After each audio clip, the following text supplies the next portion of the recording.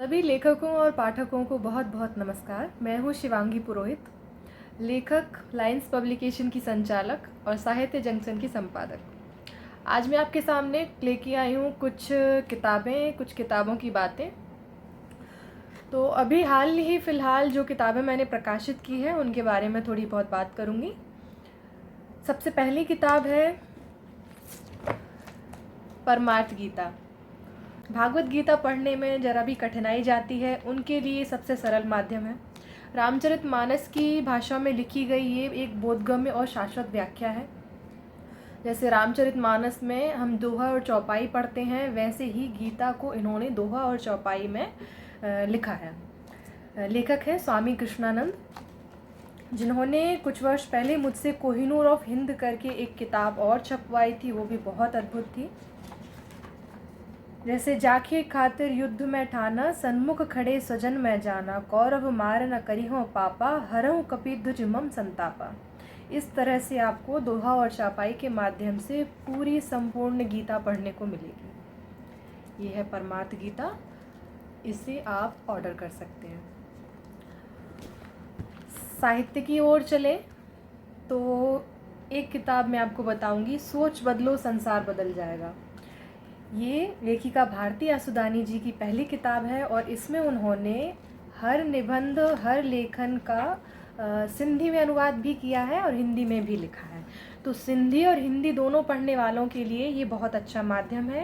ये इनके साथ मेरा अनुभव बहुत अच्छा रहा और आगे भी मैं चाहूँगी कि भारती जी के साथ आगे भी और किताबें प्रकाशित होती रहें। साहित्य की बातें भी होती रहेंगी। थोड़ा सा हम एकेडमिक भी देख लेते हैं, एकेडमिक बुक्स के साथ भी हम काम करते हैं। ये है हमारी भारतीय ज्ञान परंपरा और समकालीन शिक्षा शास्त्र। डॉक्टर मनीष मिश्रा, रश्मि सोनी जी और वंदना सिंह जी के संपादन में ये निकली है किताब। 250 पेज की किताब है, बहुत ही सुंदर लिखा हुआ है सबने भारतीय ज्ञान परंपरा के बारे में। अगर आप लोग इंटरेस्टेड हैं तो ज़रूर ऑर्डर करें। इसके बाद हम चलते हैं, कुछ कन्फ्यूज़न दूर करते हैं। जिन्हें भी लगता है कि कलर्ड बुक छपवानी चाहिए तो कोशिश करें कि उसमें पेज कम से कम हो। जिनको इंटरेस्ट होता है कि उनकी बुक में चित्र भी हों, तो मैं प्रेफर करती हूँ कि चित्र आपके रेखा चित्र की तरह होना चाहिए। जैसे ये है आपकी दिल के अल्फाज, जो विवेक कुमार तिवारी, जागृति शुक्ला और अभिषेक त्रिपाठी जी तीनों की कविताएं इसमें शामिल हैं। जैसे कि ये आप देख रहे हैं, ये रेखा चित्र हैं, ये ब्लैक एंड वाइट प्रिंटिंग में आते हैं और ये बहुत सुंदर लगते हैं। और इनको लगाने का मैं कोई एक्स्ट्रा चार्ज नहीं लेती हूँ, मुझे किताबों को खूबसूरत बनाना बहुत अच्छा लगता है। ये देखिए, जब ये ब्लैक एंड वाइट प्रिंटिंग में इतनी सुंदर चीज़ अवेलेबल है तो आप 4 गुना कीमत दे के कलर्ड बुक प्रेफर नहीं करें। जैसे मंजू श्रीवास्तव मैम ने बहुत ही कम पेज की कलर्ड बुक निकाली है, फिर भी इसकी कॉस्ट 250 करीब गए, 250 रुपये के करीब। ये इस तरीके से हैं, इन्होंने कविताएं और बैकग्राउंड ये पूरा मैंने फॉर्मेट किया है। ये आपको तभी बेनिफिट दे सकती है जब इसमें पेज कम हो। जैसे कि अभी आप स्क्रीन पे देख पा रहे होंगे, पंचतंत्र की श्रेष्ठ कहानियाँ रितु शर्मा मैम ने, जो नीदरलैंड में प्रवासी भारतीय साहित्यकार हैं, बहुत अच्छा लिखती हैं और उनके साथ मेरी कई किताबें छप चुकी हैं, उनकी कई किताबें छप चुकी हैं। तो उन्होंने ये डच और हिंदी दोनों में पंचतंत्र की कहानियाँ उसमें शामिल की हैं। वो भी कलर्ड है लेकिन सिर्फ 50 पेज की। तो मैं आप लोगों से यही कहना चाहूँगी कि अगर आप कलर्ड बुक प्रेफर करते हैं तो उसमें पेजेस कम रखिए। अगर उसकी कॉस्ट ही 200-250 के करीब आ जाएगी तो इतनी महंगी कीमत रखेंगे हम तो कौन ख़रीदेगा। आजकल वैसे भी आपको पता है कि किताबें बेचना कितना मुश्किल हो गया है। ये एक किताब, मैं रितु मैम के बारे में बात कर रही थी, डॉक्टर रितु शर्मा नन्नन पांडे, ये प्रवासी भारतीय साहित्यकारा है, नीदरलैंड से हैं।